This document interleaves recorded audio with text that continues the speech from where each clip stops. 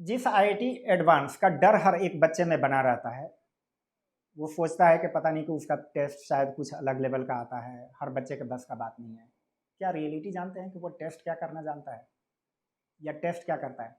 वो एक्चुअली सिर्फ ये जानना चाहता है कि क्या अपनी नॉलेज को आप यूटिलाइज करने में सक्षम हैं कि नहीं है, और अगर सक्षम है तो क्या हर सर्कमस्टेंसेज में, क्या मल्टीपल डायरेक्शन में। बस इतनी ही बातें वो जानना चाहता है। अगर आप कहते हैं कि हाँ, तो फिर वो कहता है ठीक है, आ जाओ मेरे टेस्ट के लिए, मैं अपने तरीके से कुरेद करके यही बातें मैं टेस्ट कर लूँगा।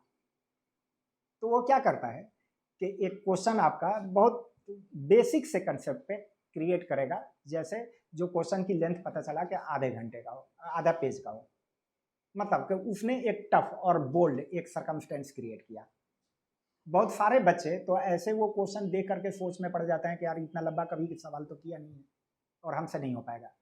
भाई आप क्वेश्चन पढ़ो तो। जैसे इसी सवाल में ये लिखा है कि F N equal to F T equal to -1 की पावर एन प्लस 1 इंटू 2, और सामने लिखा हुआ है कि टी इक्वल टू 1 3 5 पे ये काम करेगा। आप खुद बताओ कि जो बच्चा 11th भी पास किया होगा, क्या टी की वैल्यू 1 3 5 रख के ये एफ टी को वहाँ पे वैल्यू नहीं बता सकता है?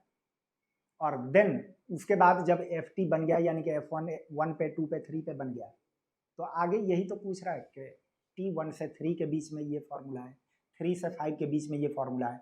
तो अगर आप अपनी पूरी कंसंट्रेशन फिर अगले स्टेप पे लगा दो, तो बहुत आराम से 2 मिनट के बाद आप इस कंक्लूजन पे पहुंच जाओगे कि ये कुछ नहीं, ये इस तरह से linear step by step function बना हुआ है, आप यहाँ तक पहुंच जाओगे। और समझो कि जब आपका क्वेश्चन डिकोड हो गया, तो एक तरीके से जो टफ सिचुएशन उसने क्रिएट किया था, आप उससे जो है कि एक तरीके से आप पास कर गए, यानी कि आधा सवाल वहीं पे सॉल्व हो गया। और जब फंक्शन पहचान में आ गया, तो क्या पूछा है इसने, ये नीचे के ये 3 सवाल जो पूछा है, आप ही खुद बताओ कि कौन ऐसा बच्चा है कि जो 12th किया हो और उसको ये ना पता हो कि ए से बी तक इंटीग्रल का क्या मतलब है। पता है कि ए से बी तक इंटीग्रल का मतलब उसका एरिया, और ये भी आराम से बताया जा सकता है कि वो जीरो कब कब बनेगा। तो बाकी आगे यही तो पूछ रहा है कि ये एरिया किन किन जगहों पे जीरो बन रहा है। आगे फिर कंटिन्यूअस है कि नहीं ये पूछ रहा है, और लिमिट पूछ रहा है। सोचिए कि एक लीनियर फंक्शन है, that linear function divided by x minus 1 की लिमिट कोई नहीं जानता होगा। तो कहीं भी आप ऊपर से नीचे तक देखें तो कोई भी एक ऐसा सिंगल पॉइंट नहीं है कि जिसमें आपको ऐसा लगे कि ये मैं नहीं जानता था। हर चीजें आप जानते थे, और बस वही वो भी यही जानना चाहता है कि क्या इन बेसिक बेसिक बातों को जो कि सब कंपाइल किया गया है, आप उसमें यूटिलाइज कर पा रहे हो कि नहीं, यानी कि इस टफ सिचुएशन को भी, एग्जाम के प्रेशर को भी हैंडल कर पा रहे हो कि नहीं।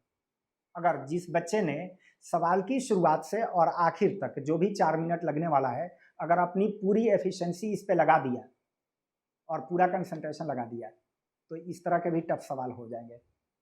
और ये पता है कि ये सवाल उन 40% टफ क्वेश्चन में से आते हैं, माने जाते हैं कि जो चैलेंजिंग है। बाकी 40% क्वेश्चन तो इससे काफी नीचे होने वाले हैं, जो कि इजी आप कंसिडर करके चलता हो। और 20% क्वेश्चन ऐसे भी मिलते हैं कि जो इजी और इस टफ के बीच का, यानी कि मॉडरेट।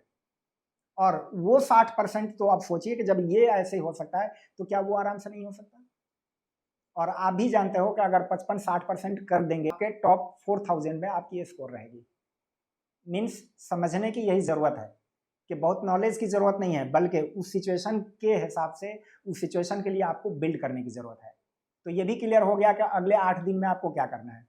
अब कोई नॉलेज इनहांस करने के चक्कर में मत पड़िए, बल्कि उस सिचुएशन को टेकल करने के लिए अपने आप को बिल्ड करिए। और बिल्ड क्या करना है, मीन्स यही हमें देखना है कि हमारा कॉन्फिडेंस लेवल कभी डाउन ना जाए। आप भरोसा उस पर रखिए कि जितना आप पढ़े हैं वो अगर यूज कर लें, तो आपकी एक्सपेक्टेशन से भी बेहतर रिजल्ट आएगा। बस उसी की आप कोशिश करिए। तो इसलिए इन 7-8 दिनों में हल्की हल्की जो थ्योरेटिकल चीज़ें हैं, जो आपके रिवीजन के लिए अभी ड्यू है, बस उन्हीं को रिवाइज करिए। आगे बिल्कुल ही मत पढ़िए कुछ भी। और एग्जाम से एक दिन पहले आराम से बिंदास 7-8 घंटे का सोइए, और 7-8 घंटे सो करके तब आप सेंटर पे जाइए। जो स्ट्रैटेजी बताया उसी तरह से पेपर 1 अटेम्प्ट करिए।